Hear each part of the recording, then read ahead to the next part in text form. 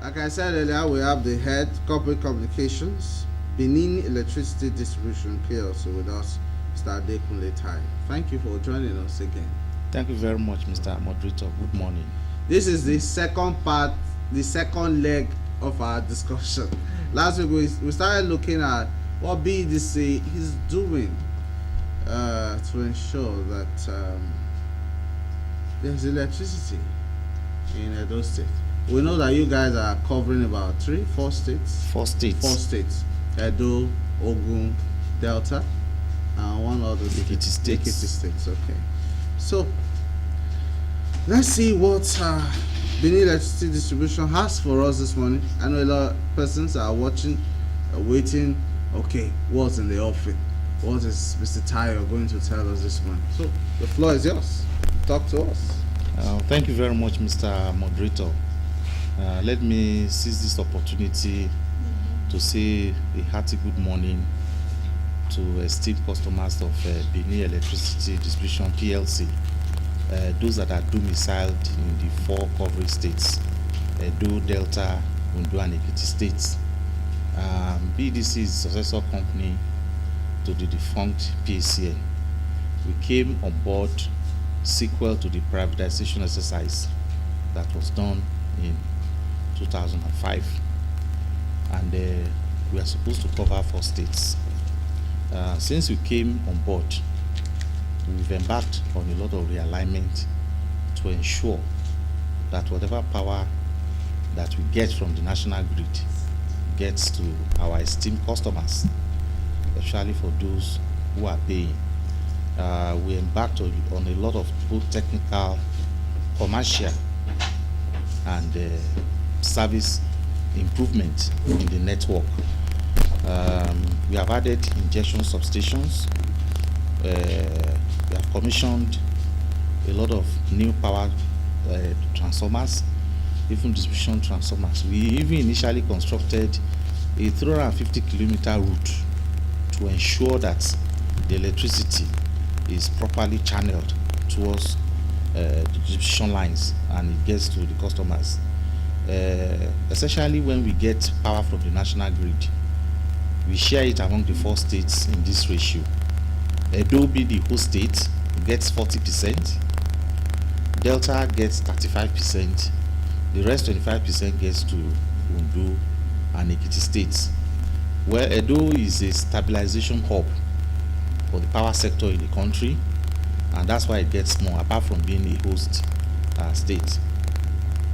In addition to that, it is instructive for our esteemed customers to know that BEDC only gets 9% out of the total power generated in the country on daily basis.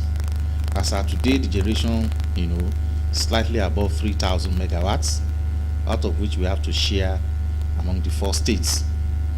Then also, our customers should know that if power does not get to their domain, there are a few reasons why that is so. The first being that there's limitation in terms of generation.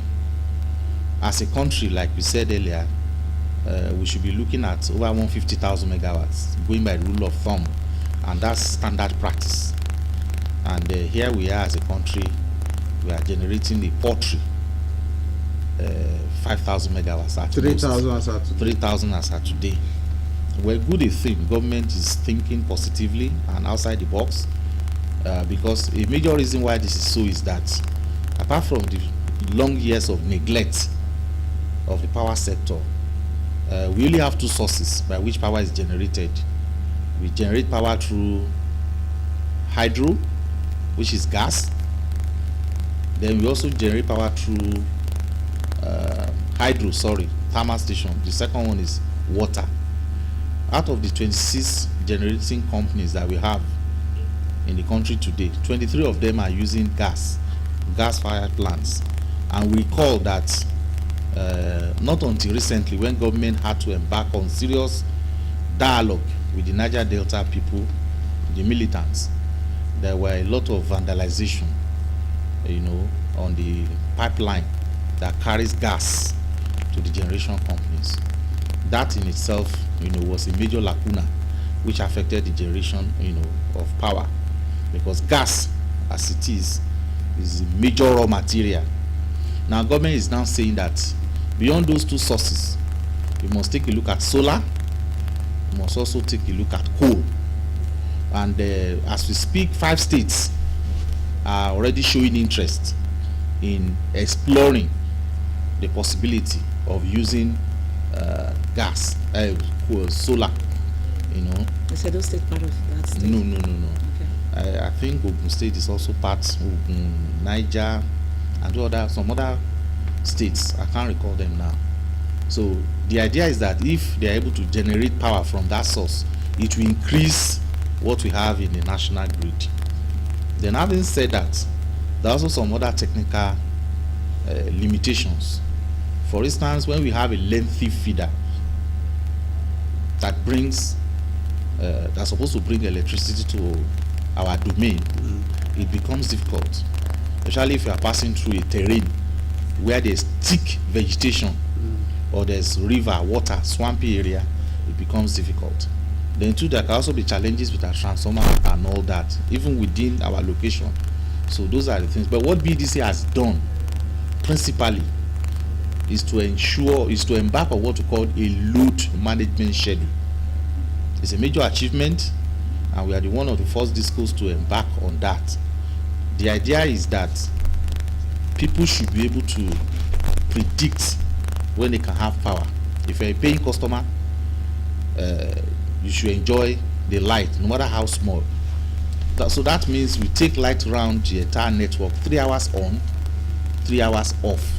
Sometimes 6 hours. Sometimes 6 hours off. So that it can go around everybody, especially those that are paying customers. And I'm delighted to also announce that we are going to publish the load management schedule very, very soon. We are just putting finishing touches. In the schedule that we are going to publish, most likely is going to be on a monthly basis. We are going to publish it in national newspapers and put it on our website, so that you as a consumer, including my friend, the moderator, once you see the schedule, the locations, all the locations across the 4 networks are included in that schedule. So once you see it, you can predict, you can actually say exactly when you have light, you can plan. So if we don't have light, can we take it to court? No, let me explain. Now, that schedule will guide you to make planning, and you know when you can have light. However, the caveat is that if the schedule is not in your favor, it may be due to generation challenge, or there are some technical limitations. Okay. There are some circumstances beyond our control. For instance, there could be system collapse. We had it yesterday around 1 o'clock in the afternoon. Once there's system collapse, it means in the entire network, the generation has dropped. So the transmission company of Nigeria would naturally remove the feeders of some distribution company without even very short notice. You have to do that. Then later on, the system will pick up gradually. So when that happens, it scuttles whatever load shedding arrangement you have on ground. We call it's all over the country. So it's beyond anybody's control. So if that happens with that schedule, you have to bear with us. Then if there are also technical limitations within your area, you also have to bear until that technical problem is sorted out. But bearing any of these unforeseen circumstances, then the load schedule management should work. Is there any circumstances that the light will improve apart from all those ones? Yes, definitely. We are hopeful that we just mentioned that if you can diversify the sources of power, to focus now, in addition to gas and hydro, to focus on solar and coal. The coal there is available in the eastern part of the country. They can also use that to produce electricity. In some developed countries, they use wind. They use wind to do, So if we can have multiple sources, even if one source is not working, then another source. And these people, if we have people who have the capacity to generate electricity, we are also coming to that. You guys can sell it. Yes, I'm also coming to that. Yeah. The future outlook in that wise is that BEDC is exploring what we call embedded generation. Okay. That means independent power generators who can sell on commercial basis, and from there we now give it to consumers. However, people should note that such embedded generation may not be convenient for residential customers because they are quite expensive. The independent generation, the tariff for that category of power is usually on the high side. So in most cases, we sell that power to commercial and industrial customers, people who are using it to produce the power. That's one. Two, we have also done what we call dedicated lines across the network. We did like 50 projects for Ondo. 31 have been commissioned, 17 are waiting commissioning. There are so many of them in Edo as we speak. What that simply means is that we have 3 categories of customers. We have the residential customers like you and I. We have the commercial customers, medium and small scale businesses. Then we have the industrial customers. All these people, they are also entitled to supply, power supply. And the configuration of Edo is such that we have a mixture of both residential and commercial layout together in one location. And we have found out that a typical residential person wants electricity most in the evening, when you have come back from work, you are relaxing, then when you are sleeping. But the industrial person, they are going to factory, they are producing, they want it early in the morning. So you now have a way to counterbalance this competing demand. Can you guys do that? Yes, we are working on that. Because if you are a producer, how long will it take for you to work on that? Let me just explain. If he is a chief executive of a production company, you are a residential consumer, you are living in the same area. So what we are saying is that we want to delineate the demand so that while we are satisfying him, he's able to produce his goods, sell. Then you are also able to enjoy as a residential customer. We shouldn't just want to disturb the others. That's why the dedicated, so-called dedicated lines, with some of our traducers are saying is selling, giving light to the so it's so that he is paying. The reason being that he is a manufacturer. One, the cost of producing the goods and services must reduce. It must not use generator. That is when it can drive economic activity. Now when it does that, it can now create jobs for your own dependents, for your own children to go and work in his factory. Okay, does this require some technology and all? And do you guys have? No, that's why we said dedicated line. So the dedicated line will now be given to the commercial one, like the hotels, like the banks, like some of these other factories. We've heard a lot about that. So that's the reason why for some residential people to tap in to that line. No, the way it's done, it is done with there's a feeder.